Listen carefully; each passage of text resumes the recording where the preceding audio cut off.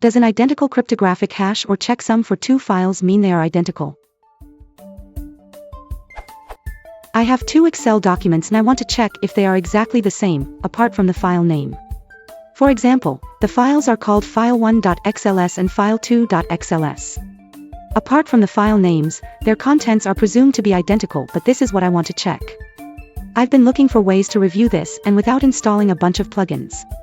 There doesn't seem a straightforward way. I've tried generating MD5 hashes for both files. When the hashes are identical, does this mean that the file contents are 1:1 the same?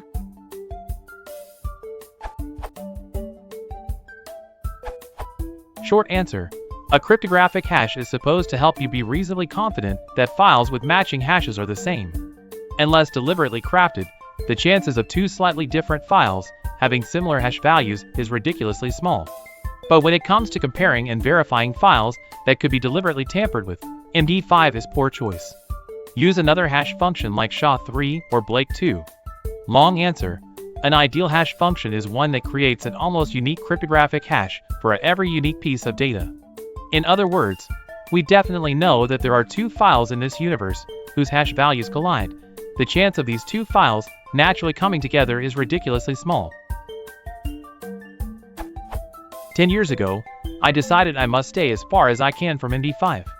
Of course, until yesterday, I remembered the wrong reason for doing so. 10 years is a long time, you see. I revisited my past memos to remember why and edited this answer. You see, in 1996, MD5 was found to be susceptible to collision attacks. 9 years later, researchers were able to create pairs of PostScript documents and, ouch, X.509 certificates with the same hash. MD5 was clearly broken. Megaupload.com was also using MD5, and there was a lot of hanky-panky around hash collisions that gave me trouble at the time. So, I concluded that while MD5 was, and still is, reliable for comparing benign files, one must stop using it altogether. I reasoned that reliance on it has the risk of turning into indulgence and false confidence. Once you start comparing files using their MD5 hashes, one day you forget the security fine print and compare two files that are deliberately crafted to have the same hash. In addition, CPUs and crypto processors were unlikely to add support for it. The original poster, however, has even less reasons to use MD5, because as long as one is comparing two files only, byte-for-byte comparison is actually faster than generating one's own MD5 hashes. For comparing 3 or more files, well, now you have a legitimate cause. The op specified ways to review this, and without installing a bunch of plugins. Windows PowerShell's getFileHash command can generate SHA-1, SHA-256, SHA-384, SHA-512, and MD5 hashes. On modern computers with hardware support for SHA hash functions, generating them is faster.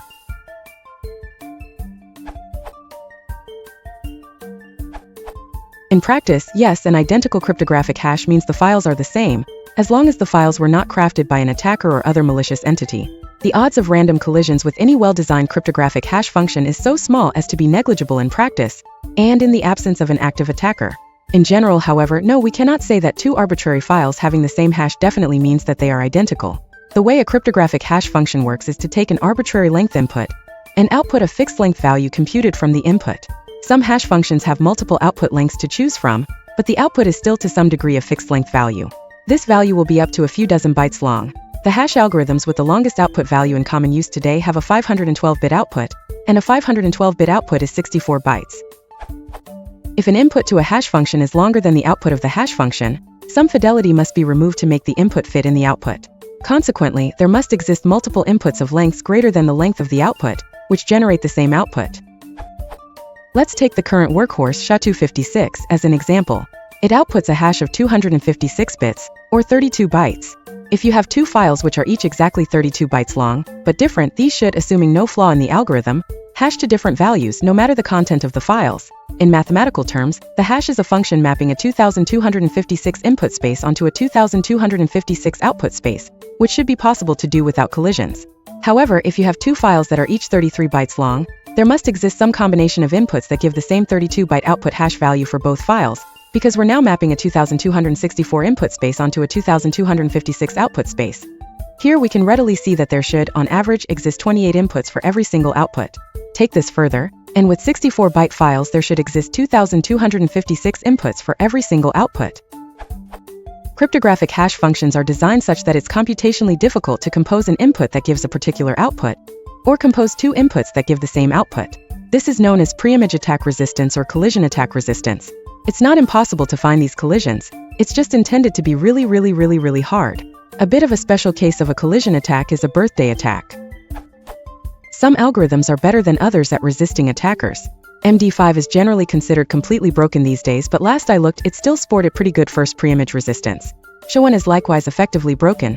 Preimage attacks have been demonstrated, but require specific conditions, though there's no reason to believe that will be the case indefinitely. As the saying goes, attacks always get better, they never get worse. SHA-256/384/512 are currently still believed safe for most purposes. However, if you're just interested in seeing if two non-maliciously crafted, valid files are the same, then any of these should be sufficient because the input space is sufficiently constrained already that you'd be mostly interested in random collisions. If you have any reason to believe that the files were crafted maliciously, then you need to at the very least use a cryptographic hash function that is currently believed safe, which puts the lower bar at SHA-256. First preimage is to find an input that yields a specific output hash value. Second preimage is to find one input that gives the same output as another specified input. Collision is to find two inputs that yield the same output, without regard to what that is and sometimes without regard to what the inputs are. All that said, it's important to keep in mind that the files may have very different data representations and still display exactly the same. So they can appear to be the same even though their cryptographic hashes don't match. But if the hashes match, then they are extremely likely to appear the same. When the hashes are identical, does this mean that the file contents are 1:1 the same? All files are a collection of bytes, values 0 to 255. If two files' MD5 hashes match, both those collections of bytes are extremely likely the exact same order, same values. There's a very small chance that two files can generate the same MD5, which is a 128-bit hash. The probability of just two hashes accidentally colliding is 1/2128, which is 1 in 340 undecillion 282, decillion 366 nonillion 920 octillion 938 septillion 463 sextillion 463 quintillion 374 quadrillion 600 and 7,431,768,211,456. From an answer on Stack Overflow.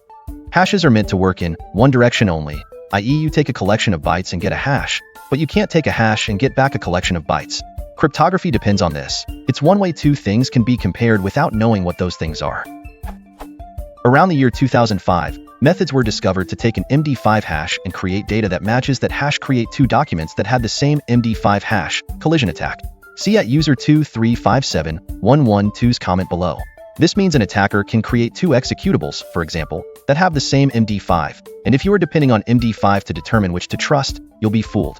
Thus, MD5 should not be used for cryptography or security. It's bad to publish an MD5 on a download site to ensure download integrity, for example. Depending on an MD5 hash you did not generate yourself to verify file or data contents is what you want to avoid. If you generate your own, you know you're not being malicious to yourself, hopefully.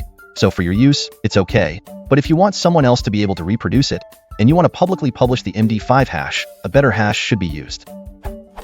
Note that it's possible for two Excel files to contain the same values in the same rows and columns, but for the byte stream of the file to be completely different due to different formatting, styles, settings, etc.